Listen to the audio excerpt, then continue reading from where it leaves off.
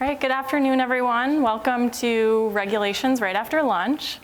I'm Angela Repella. I'm a project manager with the Corps of Engineers in our regulatory division, and I work in the Vermont field office, and I'll be covering federal permitting from the perspective of dams and bridges and culverts, but also I'll touch on some of the other activities that we regulate as well. So I just wanted to mention that we're part of the New England District. We have our field office in Essex Junction. It's myself and Mike Adams are the two project managers. But if you work outside of Vermont, you might work with project managers in New Hampshire, Massachusetts, Connecticut, Rhode Island, and they're in our headquarters office in Concord, Massachusetts. And then we also have a little bit bigger of a field office in the state of Maine. So I'd like to touch on our mission. The Corps of Engineers regulatory program mission is to protect the nation's aquatic resources and navigation while allowing reasonable development through fair and balanced decisions while striving to be more efficient. So we try to make timely decisions. We want to make decisions that are rooted in sound science and that are compliant with all laws. And I realize this workshop is geared towards a lot of aquatic restoration type activities, so improving those aquatic environments. So that has a special place in my heart. But we do regulate all other activities, residential development, commercial development, and the like. So I'm going to talk about our regulatory authorities. The two main authorities are Section 10 of the Rivers and Harbors Act and Section 404 of the Clean Water Act. Under Section 10, we specifically regulate work and activities in navigable waters, so it's a smaller scope of waterways that we regulate. Whereas Section 404 of the Clean Water Act, you'll come across much more frequently because it is broader towards all aquatic resources, so not just those navigable waters, but specifically we regulate the discharge of dredged or fill material under Section 404. So for Section 10, we regulate structures that are located in, under, and over navigable waters. So some examples are a dock in Lake Champlain. Lake Champlain is one of our navigable waters, aerial transmission lines, so electrical lines installed over these waterways, or anything that's installed beneath them, so utility lines that are bored underneath a navigable water. Dredging, so dredging isn't a discharge of fill material, but is one of those examples of a type of work that we regulate under Section 10. And in Vermont, we actually have quite a few Section 10 waterways relative to the other New England states. We have about 20 major rivers, the Winooski River, the Lamoille River, 2 major lakes, Lake Champlain and Lake Memphremagog. So if you're doing any work in these waterways, installing any structures, then you likely need a permit.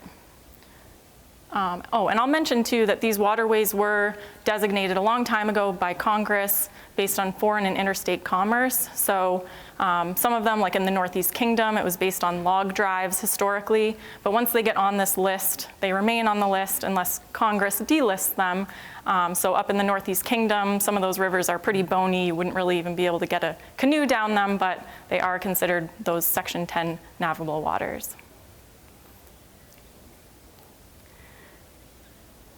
And then Section 404 of the Clean Water Act. So you'll likely be dealing with this more often because it is the discharge of dredged and fill material into all waters of the US. So that's wetlands, all streams, and those navigable waters.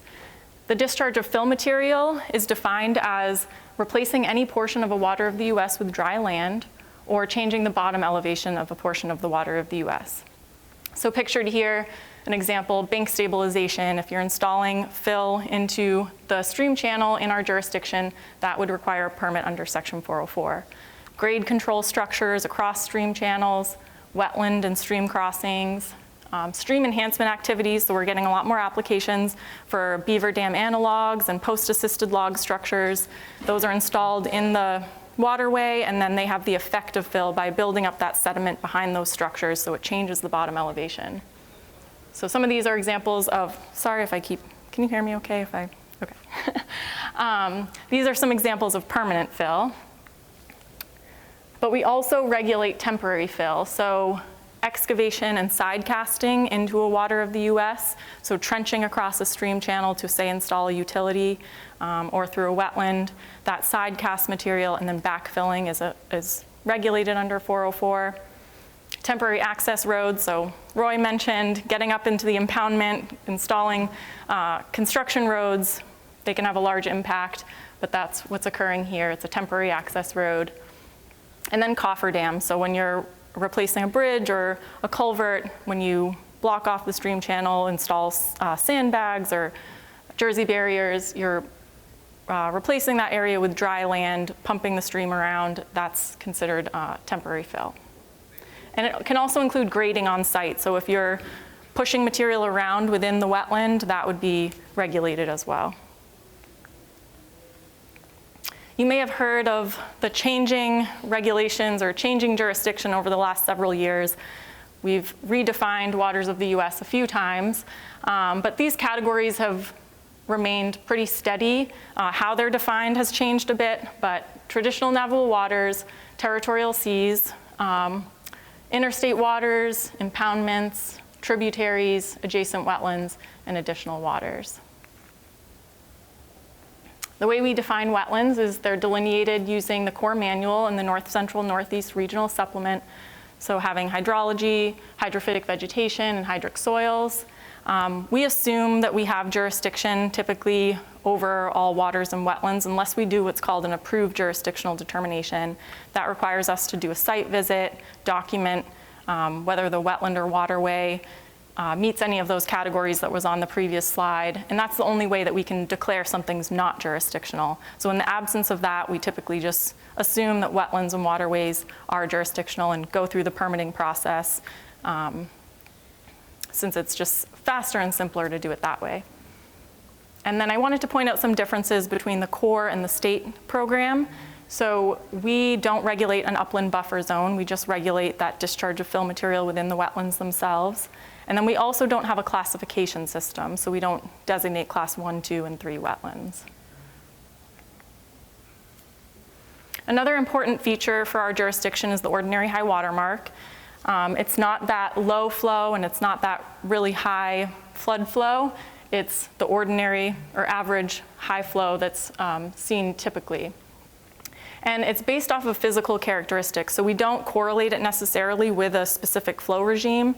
Sometimes I know the Q2.33 has been thrown out, but, and sometimes it does correlate with bank full width, but we use a series of indicators. So you'd be looking for scour, erosion, sediment sorting, a break in vegetation, sometimes water staining on bridges and culverts can be used as an indicator. And we actually have a national ordinary high water mark field delineation manual specifically for rivers and streams that was released in December 2022, and it has data sheets, so it's actually similar to our wetland delineation manual where you can actually document how you came to the decision of where that ordinary high water mark is. And yeah, I guess we also regulate perennial, intermittent, and ephemeral streams, so we're a little bit different than the state in that way as well. I'm going to go through our Vermont General Permits. So every 5 years, we issue a cycle of general permits. Right now, the general permits went into effect in December 2022, and they'll expire in December 2027. So all projects that come through the door right now, they're reviewed under the current general permits, and they can be constructed within this 5-year cycle. And then we'll reissue a new 5-year cycle of general permits. But it's for projects that have no more than minimal individual and cumulative environmental effects. So a majority of projects typically will fall into our general permit and allows us to streamline our review. The 2 general permits that I'll highlight are general permit number 10 for aquatic habitat restoration, establishment, and enhancement activities, and also general permit number 18 for linear transportation projects and stream and wetland crossings. But you'll see that we do regulate all sorts of activities, utility lines, agricultural activities, mining activities, moorings, ramps, floats, boat ramps, etc. The way the general permit is structured is projects can either qualify for self-verification, and in that instance, project proponents need to review the conditions of the permit, make sure that they're going to comply with all the terms and conditions. Generally, impacts less than 5,000 square feet may qualify. And if all those terms and conditions are met, then there's actually no notification process to the Corps in Vermont. That's different than some of the other New England states. They do have a self-verification form that gets submitted, but here in Vermont, we have no notification. Pre-construction notification, if you're not going to meet some of those parameters that are required under self-verification, then you do need to submit project plans and an application form. And a lot of the thresholds in our general permits are projects that have more than 5,000 square feet.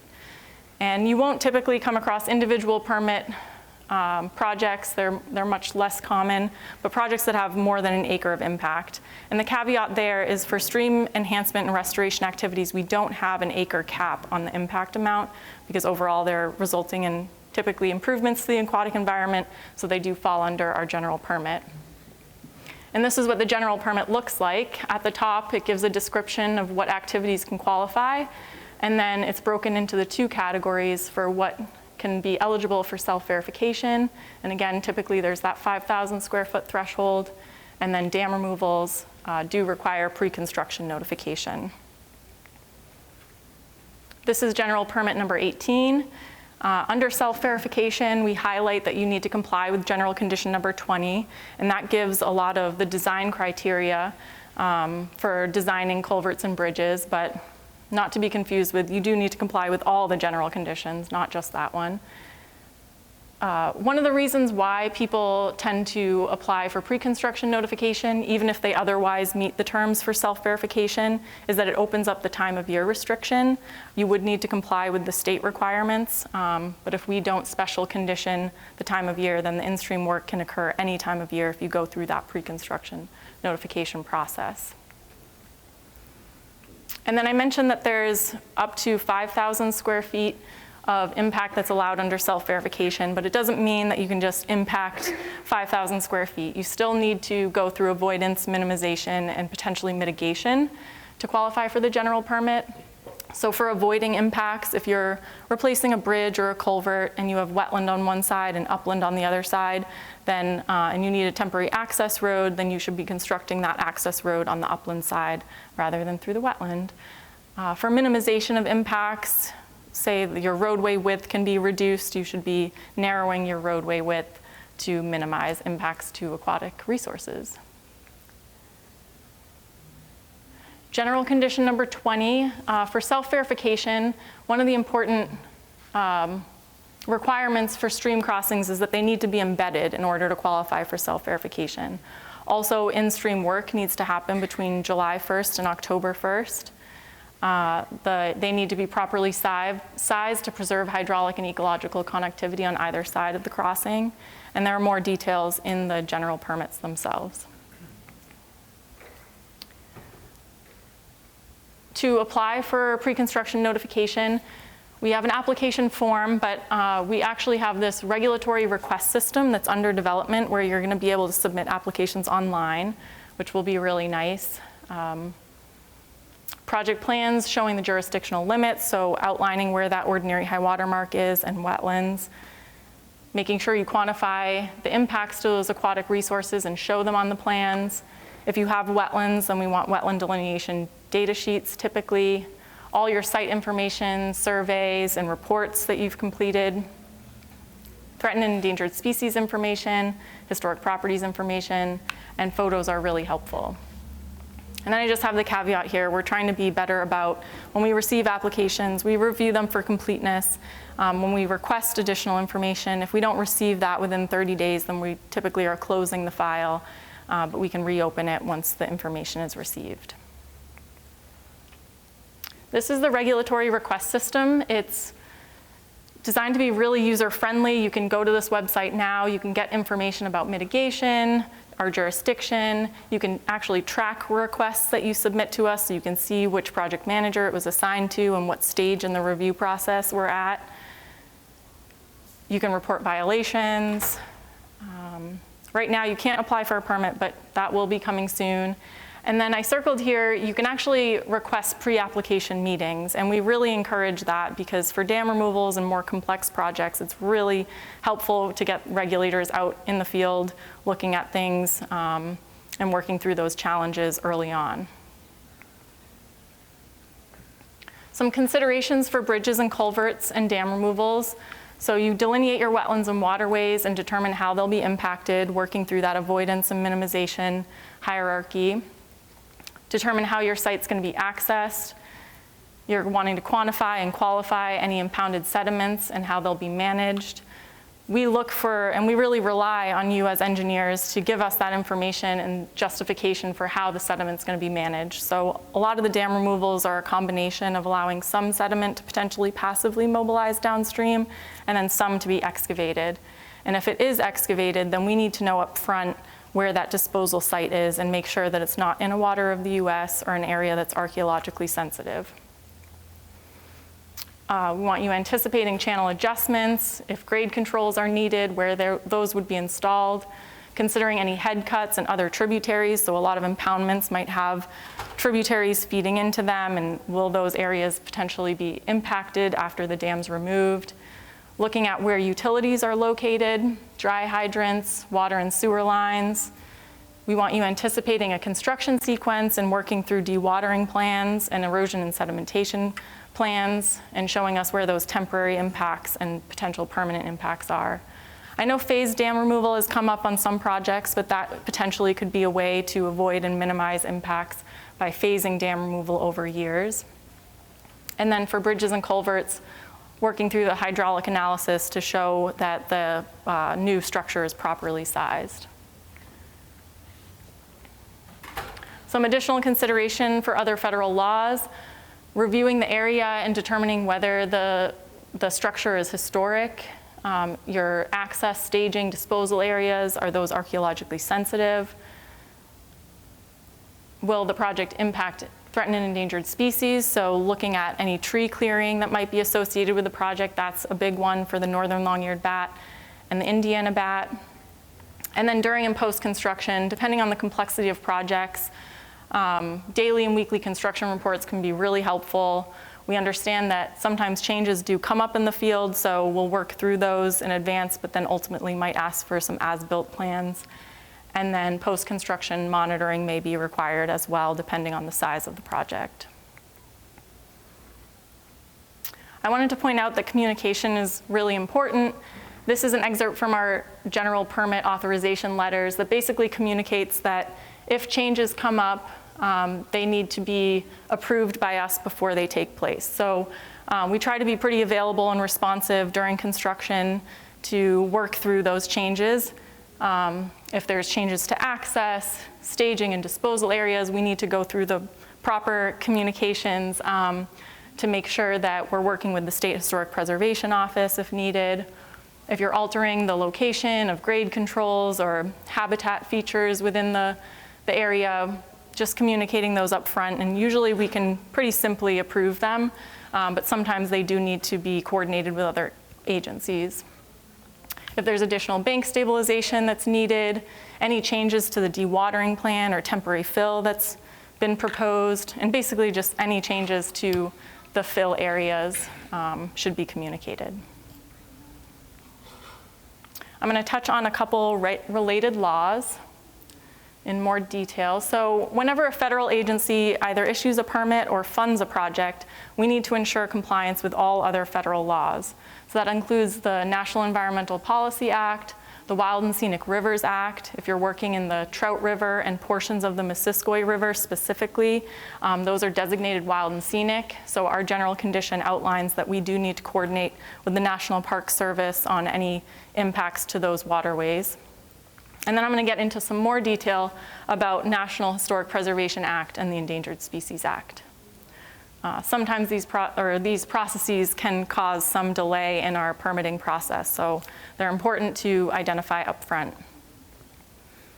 So whenever the Corps issues a permit, we need to take into consideration any effects to properties that are either eligible for listing in the National Register or listed in the National Register. If there's another federal agency involved and they're funding the project and they've already worked through the Section 106 process, if you provide the Corps with that information, we might be able to utilize that documentation rather than duplicating efforts and going through it separately. And as part of the process, we may need to reach out to the Advisory Council on Historic Preservation, which is another federal agency. Just to summarize what the Section 106 process involves, first we determine what the federal undertaking is. So typically it's the authorization of a project. Then outlining what the permit area is, so the impacts within waters of the US and the direct upland areas that are affected by that project. Analyzing the effects on historic properties, so you may need to hire a consultant to look at the historic resources and determine whether they're eligible or not. We coordinate with the State Historic Preservation Office, the SHPO, and several tribes as well, and any other interested parties to coordinate on that historic property. And then ultimately we come to a finding of whether it's no effect, no adverse effect, or an adverse effect on a historic property. And these are the tribes that we coordinate with: the Stockbridge-Munsee tribe for projects in Addison, Bennington, and Rutland County, the Wampanoag tribe, and most recently the Narragansett tribe has reached out and let the Corps know that throughout New England they have interests in working through projects as well.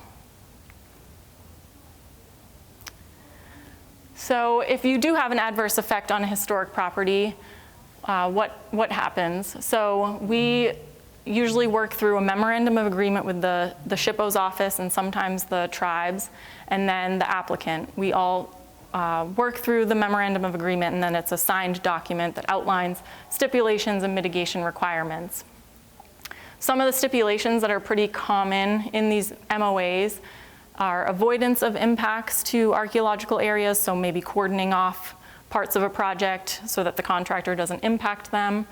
If they can't be entirely avoided, then we might have specifications for how those archaeological sensitive areas are protected by, say, like filter fabric with gravel on top.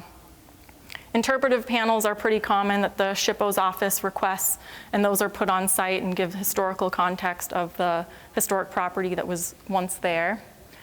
Sometimes leaving dam remnants in place to provide that context is requested. And then very commonly, historic resource documentation packages need to be completed, and that's usually photo documenting, and usually a consultant has to do that. And sometimes the photo documentation takes place during construction, so there's some coordination there to have the consultant come on site and actually take the photos before it's destroyed. So that's very important. And then real quick, Section 7 of the Endangered Species Act. We have several federal listed species in Vermont: the Canada lynx, dwarf wedge mussel, the northeastern bulrush, Indiana bat, and the northern long-eared bat. And then proposed listing, and it should be listed officially pretty soon, is the tricolored bat. And then the monarch butterfly is a candidate species. So the way that we coordinate with Fish and Wildlife, they maintain a website called IPAC. It has a bunch of determination keys that you can work through, and those help you determine what those effects are on on endangered species. The Northeast Endangered Species Determination Key covers 55 species throughout New England, and it really just helps us streamline to get to whether the project will have no effect, may affect but is not likely to adversely affect, or may affect. And if you do get a may affect determination, then we have to do additional consultation with the U.S. Fish and Wildlife Service. So you may know the northern long-eared bat was uplisted from threatened to endangered, so that altered some of our coordination process with the U.S. Fish and Wildlife Service. Right now, the Corps goes through the determination key for the northern long-eared bat and the tricolored bat, but we're working on opening that up so that consultants can actually go through the review process on our behalf. This is what the IPAC website looks like. So you can create a username and login. You outline where your project area is. You define your project, and it'll give you a species list. And then the determination keys are typically just yes, no questions. You work through that, and it'll give you that outcome of whether your project, what the effects of your project may be. And with that, reach out to us with any questions. Again, it's myself and Mike Adams. And I know that was a lot of information, so happy to help after the workshop.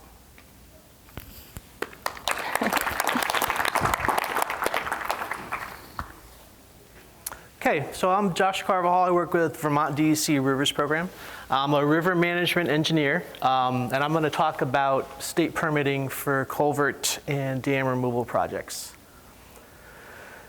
So basically, we're going to go through what's jurisdictional in the state under the state permit, some technical guidance, definition and field characteristics of streams, and we're going to talk briefly about intermittent streams because they come up quite a bit. I'm going to briefly touch on other state regulatory requirements and then get into stream crossing structure replacement, design standards, construction plans, inspection frequency, and then jump into the more complex projects, the dam removals and stream restoration projects. A couple of acronyms that are going to pop up for you all. I think the main ones to look at, active channel width comes up quite a bit, bankfill channel width, bankfill depth, Municipal Roads General Permit, the MRGP, that's going to be applicable. So for stream alteration general permitting, we have a definition of a perennial stream, which is tricky at times. Basically, we're saying that if it's got surface flows that are not frequently or consistently interrupted during a normal seasonal low flow period, it's a perennial stream. I'm not sure the last time we had a normal season in Vermont, so this definition doesn't really help me as a regulator to define a perennial stream. We do clarify that if it's a standing water of a lake, pond, or in a wetland, it's not a stream, so that's super helpful. So we'll get back to this in a second. So if you have a perennial stream and you are altering, changing, modifying the course, current, cross-section of the water course, and it's 10 cubic yards or more that you are moving, filling, or excavating, then you need a permit from the state. So often, activities within perennial streams may be under 10 cubic yards of material. They don't need a permit. If it's 10 cubic yards or more, they need a permit.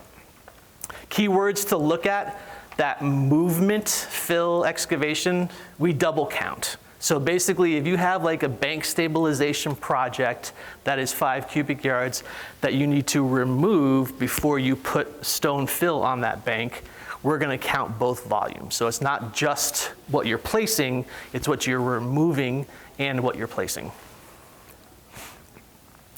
We do have a technical guidance for identifying perennial streams because that definition was not that great.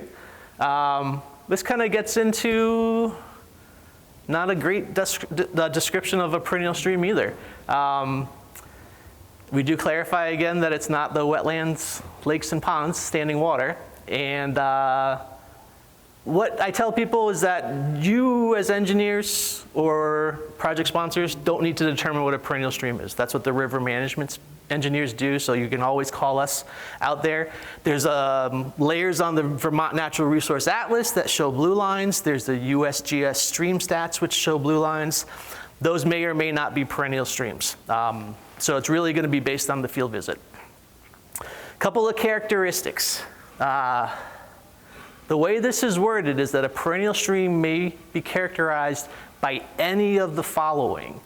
So basically, if I, as the regulator, see any of these features in the stream channel, I can call it a perennial stream, and that's really all-encompassing. So what we try to do to be reasonable, I guess, and consistent is start looking at, okay, does it have a defined bed and a bank?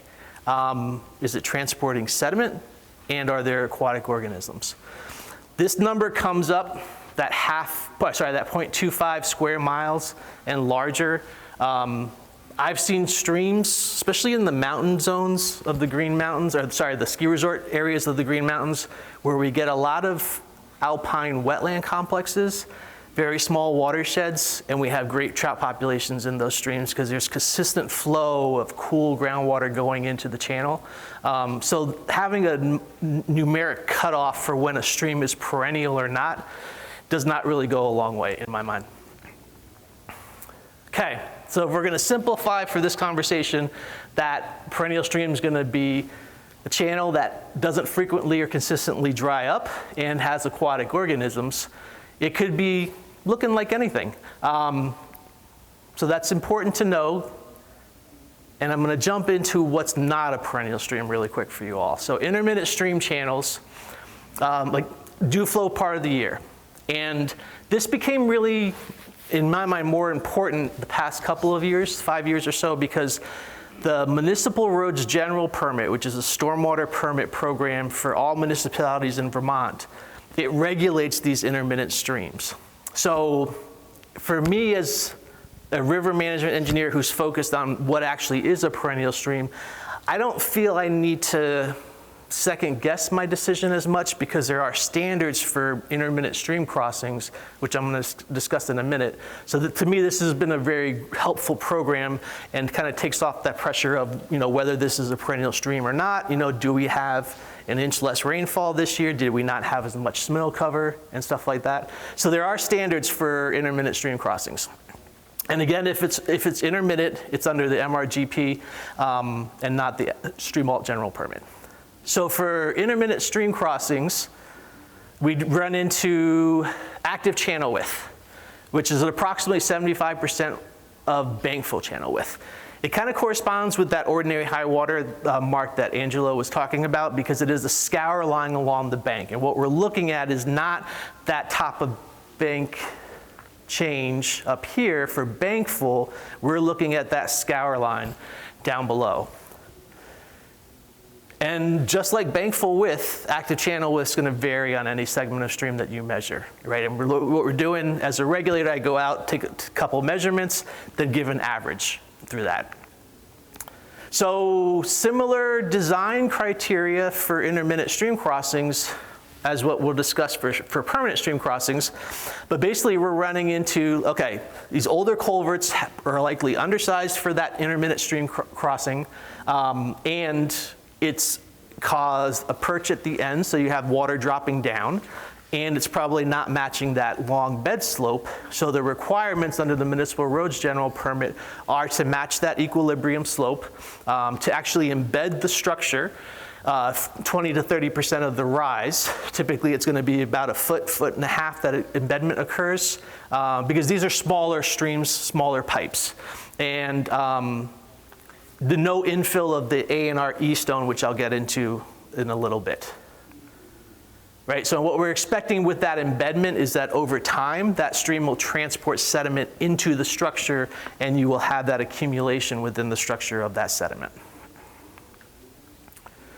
So quickly, other state permits, and this is from the Tier 3 Rivers and Roads training, so some of you may know all this, but for the simpler projects, the bridge and culvert replacements, you typically run into the Army Corps permitting, Stream Alt permitting, state wetlands, and maybe floodplains, right? Pretty simple for projects. You're just upsizing an existing structure. When you get into dam removal and stream restoration, then it becomes a more complex project and more permits get triggered. I listed SHPO and over on federal because typically when you apply to any of these state permits, those programs don't reach out to state historic preservation. It's really the Army Corps permit application where that information goes to state historic preservation. But some of the state permits that you're going to run into, including stream and wetlands, are going to be the dam safety, could be stormwater for construction general permit, potentially lakes and ponds.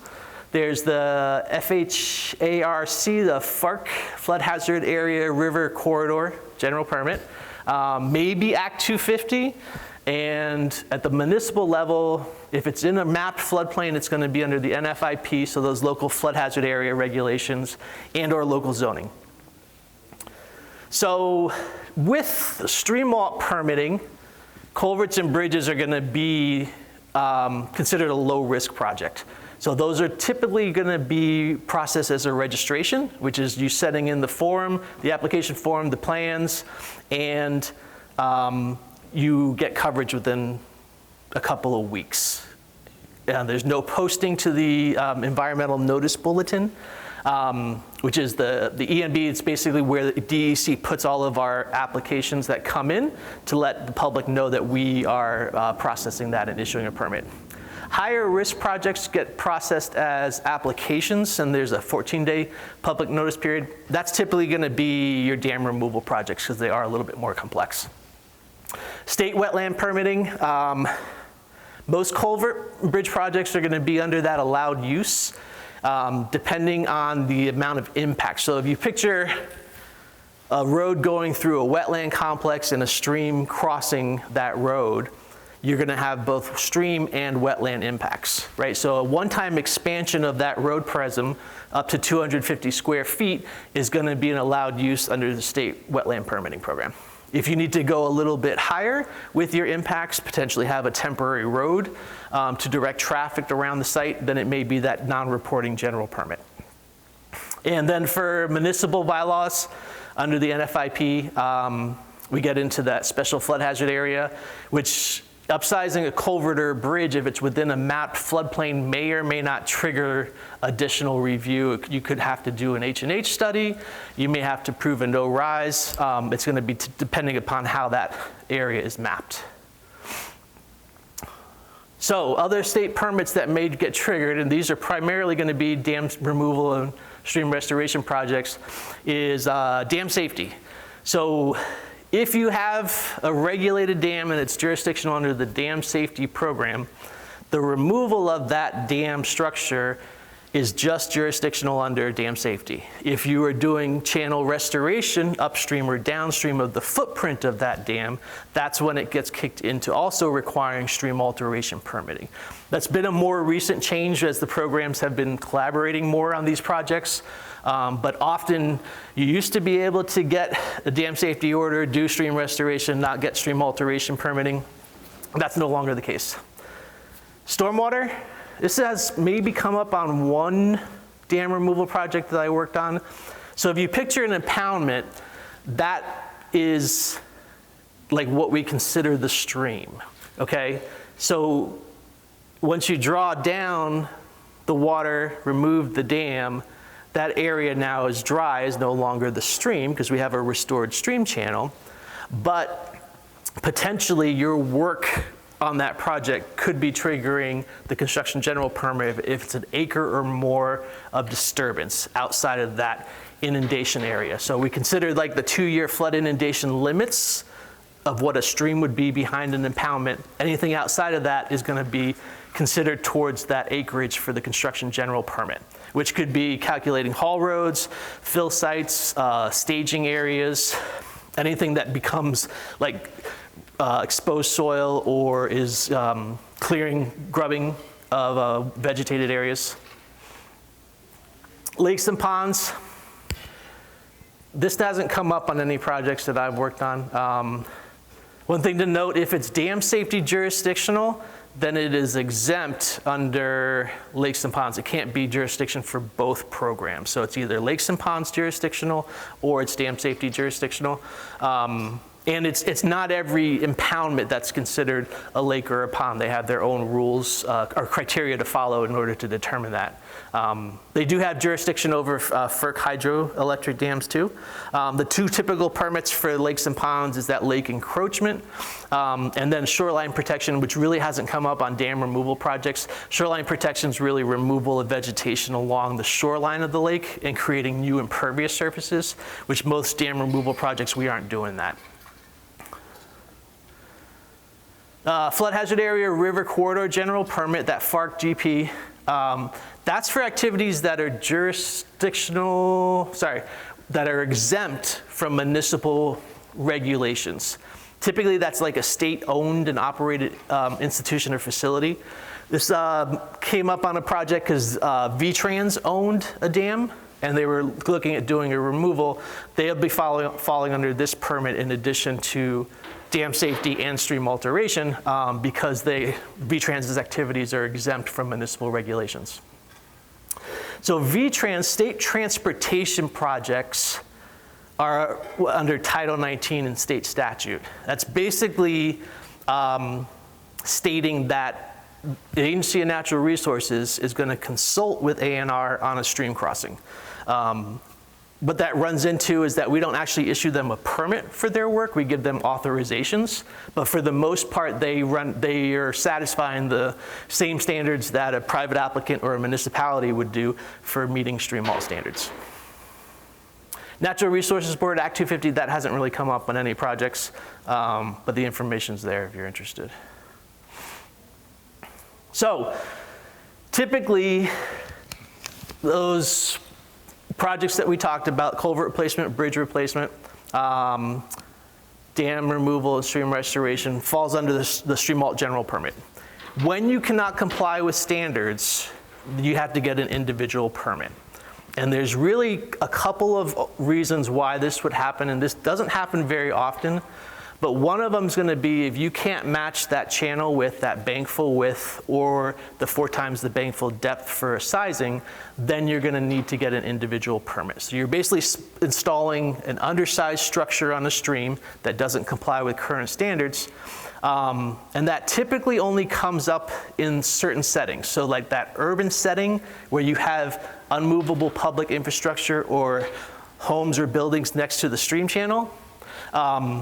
You have, let's say, a 30-foot channel width measured from upstream and downstream, but those restrictions, those human-built restrictions, drop the channel down to say 20 feet.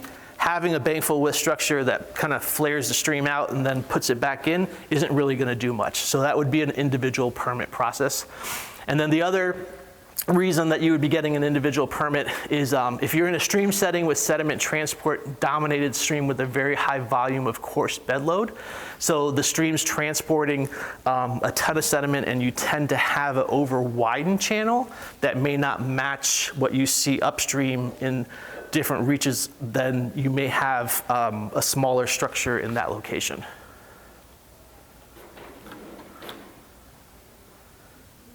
So designing and permitting for stream crossings, I'm going to skip this. This goes through bankful width criteria that we look at in the field. And we do have hydraulic geometry equations. So you could basically plug in a watershed area in order to get typical dimensions, a width and a depth for the bankful measurements. But these are really useful for post-flood event where you get washed out channels that you don't see a lot of bankful features.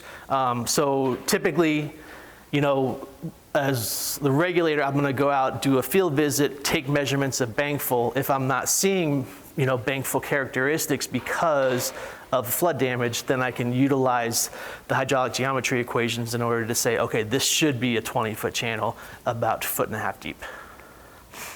So stream halt performance standards, there's the equilibrium standard, and basically this is saying that the activity that gets authorized under the stream alteration general permit can't further depart from, or impede the attainment of a channel width, depth, meander pattern, and slope associated with the stream process and the equilibrium conditions. So what that comes down to is that you kind of have to look at where your channel is within this channel evolution model, which shows a stable channel, so a stream channel that has access to its floodplain, and then incision occurs, then widening occurs, and then kind of rebuilding of floodplains until it becomes stable again.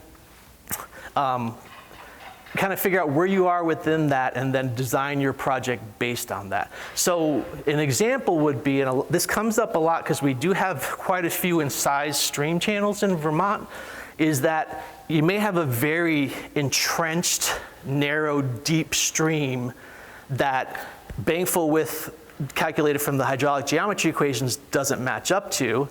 Upstream channels that are a little bit more stable, it doesn't match up to that. So you're kind of seeing a narrower channel, and what you wouldn't want to do is put in like a bankful width structure based on those measurements, because that channel is not in equilibrium condition. It's starting to widen out.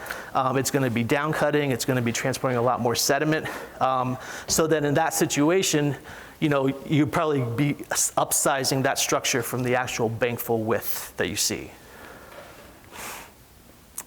There's also the connectivity standard, and this is basically making sure that whatever activity gets authorized, and here we're talking about bridges and culverts and stream restoration, dam removals, is that you are allowing that stream to flow naturally. You're not impacting the cross-sectional area, the course, and you are basically allowing for aquatic organisms to come up through what you're doing. And that comes into play, especially with culverts, when you're getting into doing infill material, which we'll talk about in a second.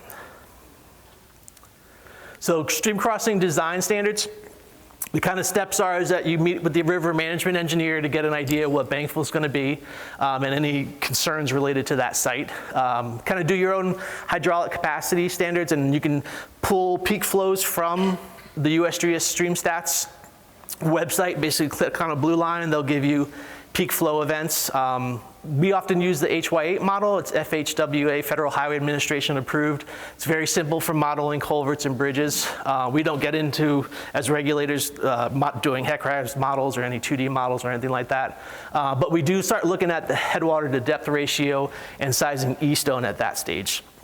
So once you kind of have all of your foundation for what your structure would need to look like, and then you start getting into design plans.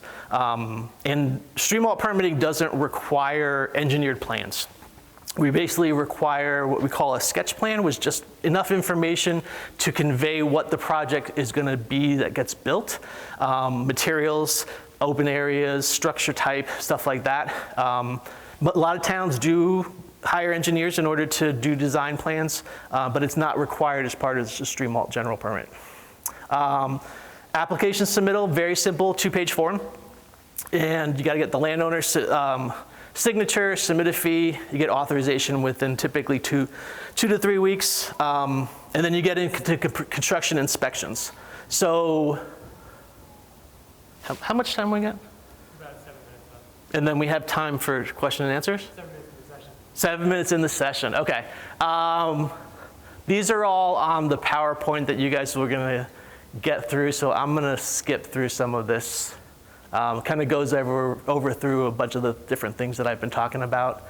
I do wanna get into E-stone, because that comes up quite a bit. And I apologize for all these that we're skipping. So basically, two important things, I'm gonna stop here. Two important things are flow control and dewatering plans and E-stone. So flow control is basically how the contractor is going to keep the site dry or divert stream flows around the work site in order to install bridge or culvert. And this can be something as simple as putting in a temporary pipe and catching stream flows up above the site. And typically they can use something like cofferdams made out of sandbags. They can use in-stream material to berm up, to divert surface flows into a pipe, put that pipe underneath the road, have it go around the work site and discharge downstream. They can use sumps, and here on the left, is basically a perforated pipe that gets installed in the ground vertically and then surrounded with clee stone, and they're pumping out of that. So they're helping lower the groundwater level within the excavation, because groundwater tends to always pop up whenever you're digging into a stream bed. And that way they're keeping their work site relatively dry. Also using cofferdams to isolate a work area, especially with bridges when you have a right abutment and a left abutment. They can have cofferdams that can be sheet piling, that can be yard bags, basically big sandbags that are filled with sand. In order to isolate the work area, keep it somewhat in the dry.